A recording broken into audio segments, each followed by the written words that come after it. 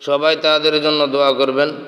ফেনীতে 428 জনের মৃত্যু, নোয়াখালীতে 385 জনের মৃত্যু, কুমিল্লাতে 103 জনের মৃত্যু।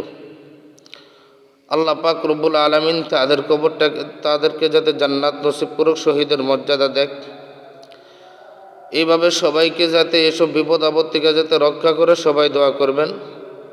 সবাই তাদের পাশের ভিতরে তারা দাঁড়াবেন।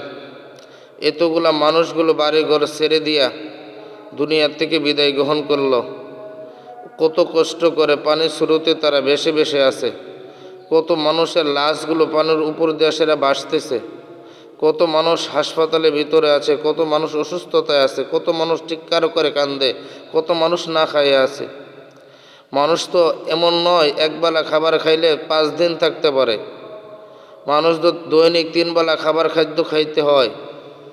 পুরা নোয়াখালী এবং ফেনীর ভিতরে কারেন্ট নাই, পুরাটা অন্ধকার আর অন্ধকার। যদি কোনো স্বেচ্ছাসেবক থাকেন তাদেরকে মোমবাতি বা কোনো কিছু দিয়ে তাদেরকে সাহায্য করবেন, তাদেরকে বাতি জ্বালানোর ব্যবস্থা করে দিয়েন। এত কষ্ট মানুষ তো থাকতে পারে না, পুরাটা রাতি অন্ধকার কবর জগতের মতন তারা বসবাস করতেছে। আল্লাহ আমাদেরকে তৌফিক দান করুক, আমিন ইয়া রাব্বুল আলামিন।